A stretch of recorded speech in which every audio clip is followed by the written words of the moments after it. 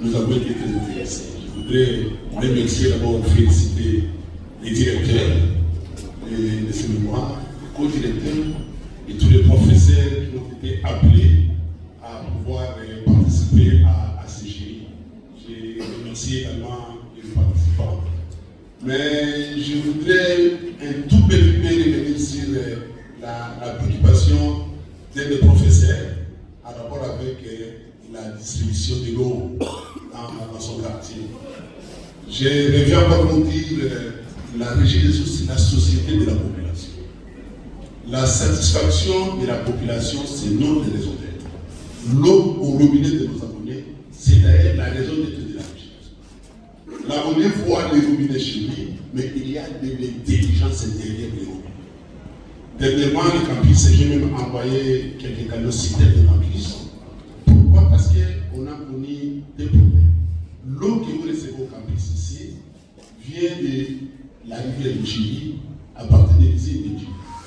À partir de Chili, nous captons de l'eau brute, nous envoyons à l'usine pour les traitements. Après l'usine, nous pompons cette eau. Et l'eau arrive à Yolo. À Yolo, nous avons une station que nous appelons station Yolo. Et au niveau de cette station, il y a des groupes de motobombes qui travaillent avec l'énergie électrique. À partir de cette station, on transporte l'eau à partir de Yolo vers Makala pour amener cette eau à Gombele. À Gombele, nous avons une autre station avec des groupes motobombes. Et à partir de la station de Gombele, ces groupes motobombes amènent l'eau jusqu'au niveau du campus. Mais quand on a connu un problème à partir de Yolo, avec la part que la SNEL a connue à niveau de Fona, Yolo n'était plus alimenté. Mais quand Yolo n'est plus alimenté, on ne sait pas mener l'eau de Yolo jusqu'à Gombele de Gombele jusqu'au campus. Ce n'est qu'avant-hier, quand on a trouvé la solution avec la SNEL, que j'ai demandé à ce qu'on puisse arrêter la distribution d'eau sur d'autres tracés pour envoyer l'eau à Yolo pour qu'il y ait du courant, pour que Yolo envoie à Gombele, pour que Gombele amène de l'eau au campus. Effectivement, nous avons des problèmes avec elle. Donc, il y a beaucoup d'intelligence. Les profs viennent de parler. Actuellement, nous avons l'usine de Lukaya qui est en arrêt depuis le 24 novembre 2025. Pourquoi? Parce qu'il y a des érosions qui ne permettent pas à la régie de transporter l'eau à 220 mètres de hauteur.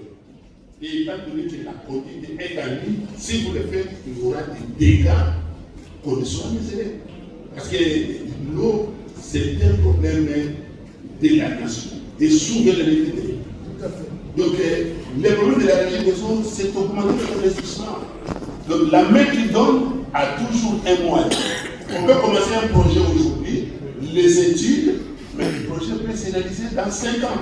Et de la date où on a commencé le projet, si on avait élaboré le projet pour 1 million d'habitants, et dans 5 ans, on peut être déjà à 2 millions, 3 millions d'habitants, et les projets doivent demander un autre projet supplémentaire, Et vous savez les conditions de décaissement de l'argent.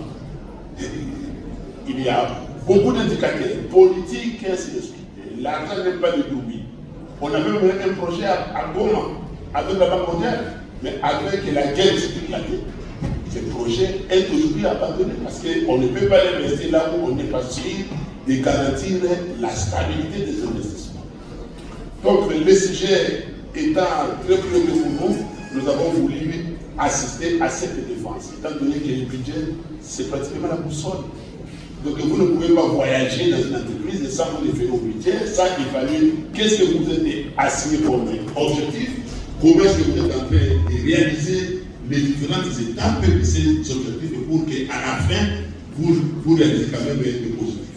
Aujourd'hui, on parle de la performance des entreprises. La performance, effectivement, la gestion, on peut assainir la gestion. Mais pour améliorer les revenus de la régie des eaux proviennent d'abord de l'augmentation de la production d'eau pour vendre beaucoup, comme nos amis qui sont à Gombele, à Rigini, qui se plaignent. Il y a de belles maisons, de belles villas, mais les gens sont en train de vivre pratiquement avec les eaux de forage.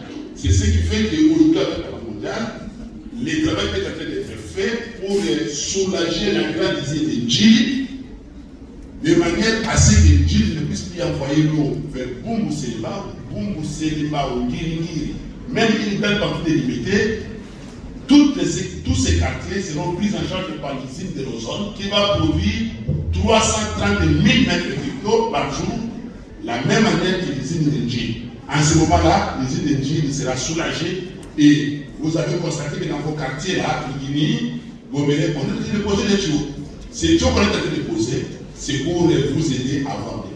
Donc nous sommes en train de vous aider parce que nous disons, aidez-nous à vous aider. La régie des autres entreprises, soutenez cette entreprise par le paiement de vos factures pour que nous continuions les services. Et je voudrais terminer en vous réitérant encore des félicitations et à vous présenter les vœux prières pour l'année 2026. Je vous remercie.